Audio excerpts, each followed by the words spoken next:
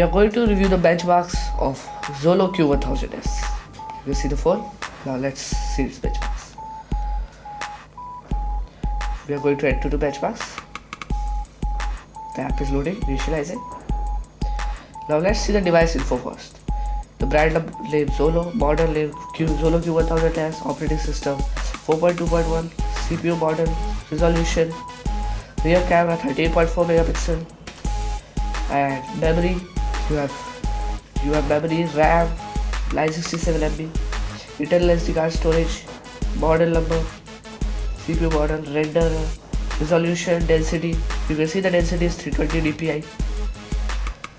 Now you have the storage memory, other cores, model, and rear camera, front camera. The front camera is 5.3 megapixel.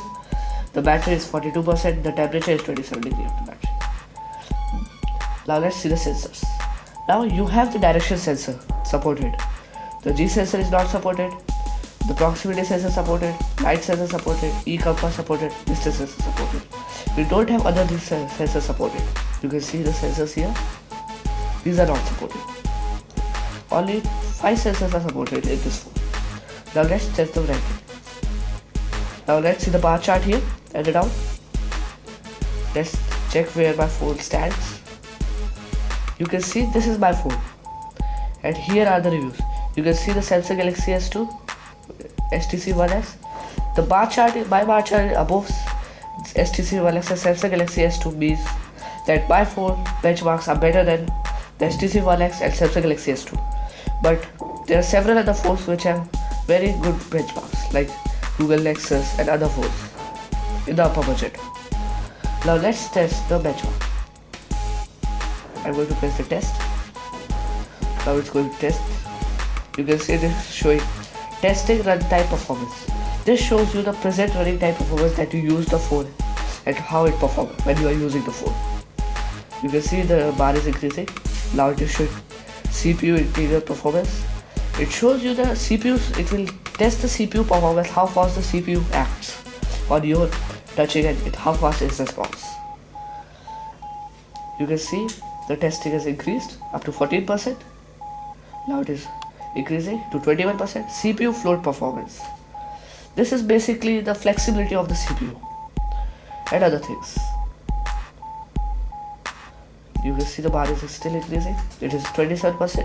We have completed 1/3 testing. It is still testing. You see 34%. Now it is testing your RAM performance. How fast your phone will take actions when you will play games and use other softwares. RAM speed. The speed of your RAMs to process the various multi-purpose tasks.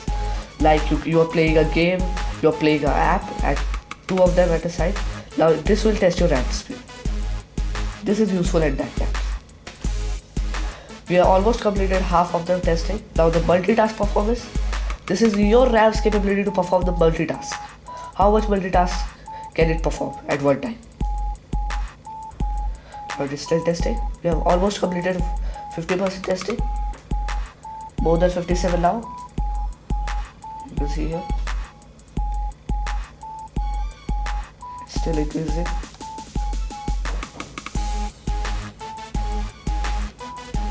You can see after this it is taking much time because it is testing some other various things according to the sites. Now you can see the input output and the storage input output performance. How fast it can access data from your storage. This is the test. The 2D graphics test. You can see these are the 2D graphics test for this one. You can see here. These are the 2D graphics test here. You can see this is the 3D testing. You can see here. This video is not just for fun. It is for testing. It is for testing how smoothly the video will run. It will show you your testing speed. Now there is another video. You can see this is for 3D testing and OpenGL testing and for frames FPS. You can see at the down you have the FPS 17.9, 18.5, 17.1 triangles. These are the data loaded, and at the top it is showing you OpenGL ES 2.0. This is the OpenGL rating. Now you can see the video is playing smoothly, but at some time it will hang because this video is very high definition high definition video and it will test your phone display. Now the test is complete. Now let's check where our phone stands. Details 15,902. It is decreased because I was using the phone before and the phone is using some memory in its other tasks. That's why the performance is decreased. One advice for this is that you have to close all the apps, all recent apps to play this test so that you can know the exact value of your benchmark. Thank you.